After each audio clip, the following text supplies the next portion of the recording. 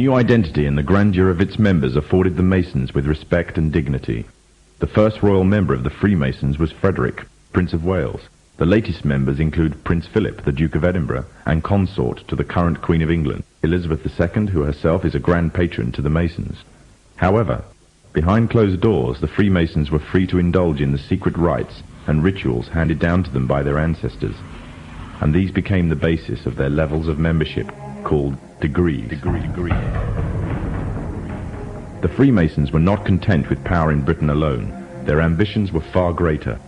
In the years to come, the world would witness Europe and America being plagued by wars and revolutions, each more devastating than the other. However, these would not be as commonly believed, the spontaneous effects of a downtrodden people, but in fact schemes created by the exclusive feud driven by hunger for absolute power. All this would take place from the very country from which they had fled centuries earlier, and would become the base for their global domination. In 18th century France, the majority of the population was very poor, whilst the aristocracy and royalty lived a life of luxury and extravagance. There existed a wide gulf between the two classes. The Freemasons would use this to make the pledge for power, resulting in the biggest upheaval in French history. The Masons took advantage of the growing atmosphere of anger amongst the French and used it to achieve their own aims with a carefully planned propaganda war. They completely controlled the media system and used it to sway the tide of public opinion. The newspapers were geared into calling for the end of the monarchy and the establishment of a society based on liberty, equality, and fraternity. The Masons' vast amounts of wealth were used to influence the political landscape of France. Politicians funded by the Masons promoted the Masonic ideology. The secret lodges of the Masons were open to members of the French army. High-ranking officers and generals were indoctrinated to the Freemasons' way of thinking.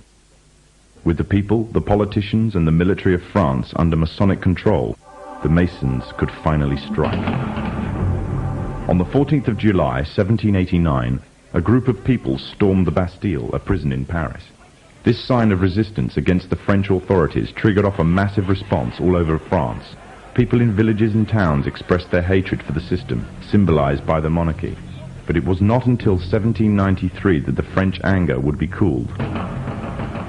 On the 21st of January of the same year, King Louis XVI was beheaded in front of a crowd, heralding an end to the French monarchy and paving the way for another Masonic-controlled state in Europe.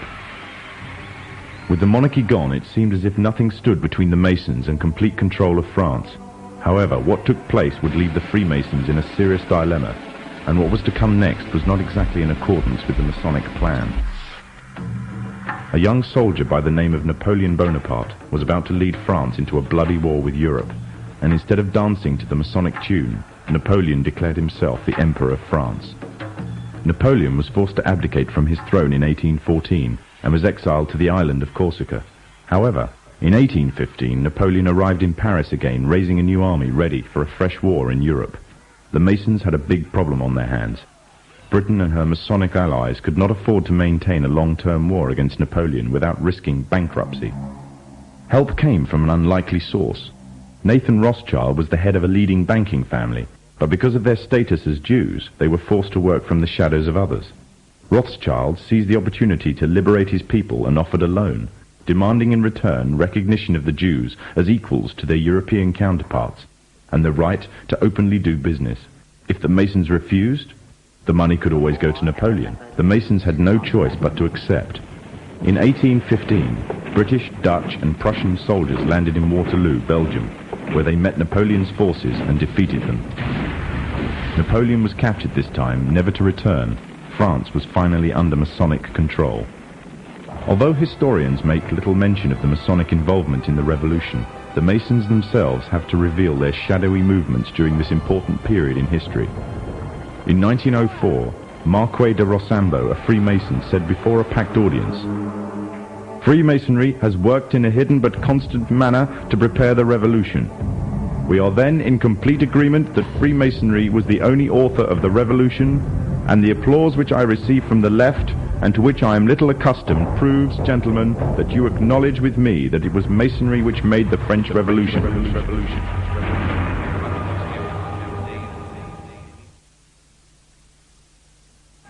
When the so-called founding fathers of America landed on Plymouth Rock, Not only did they bring with them disfranchised people, they also brought the Freemasonic elements of Europe. The injustices which the fathers of America were escaping from in Europe was also to be found in the new land, in the form of a tyrannical British regime. In order to gain complete dominance of the new state, the Masons used the same methods to gain control of France. Although the British monarchy was run by the Masons, the American War of Independence was a necessary action, and the people involved in the war were expendable for the Masons to fulfill their dream. Emotions of the people were manipulated into anger, and just like France, anger turned into war. This time, however, previous mistakes would not be repeated. The near defeat that the Masons faced against Napoleon and his army in Europe taught the Masons a lesson. Any forthcoming leaders of the resistance must follow the Masonic agenda. The best way to do this was to ensure the leader himself was a Mason, and the leader who took the war to the British was none other than George Washington. On the 4th of July 1776, the Declaration of Independence was made. On the 17th of October 1781, the British were finally defeated and surrendered the colonies to the Americans, and the world's first Masonic state was born, a nation that would represent Masonry in every way. A sign of the Masonic presence in America is plainly visible on the dollar bill, which carries a picture of George Washington, the first Freemasonic president in the world, and a picture of the Freemasonic symbol of the so-called all-seeing one eye.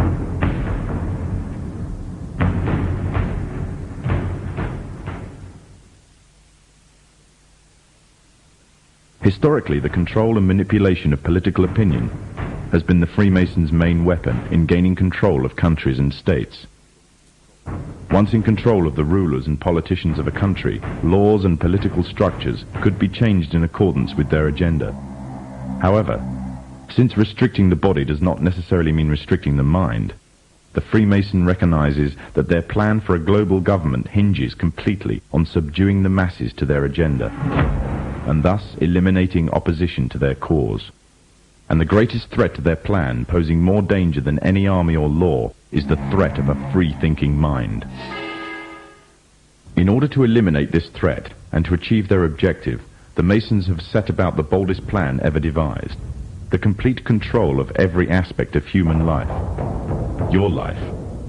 And the weapons they are using against you are in your very homes, entertaining you and your children, and gradually indoctrinating you without you even realizing.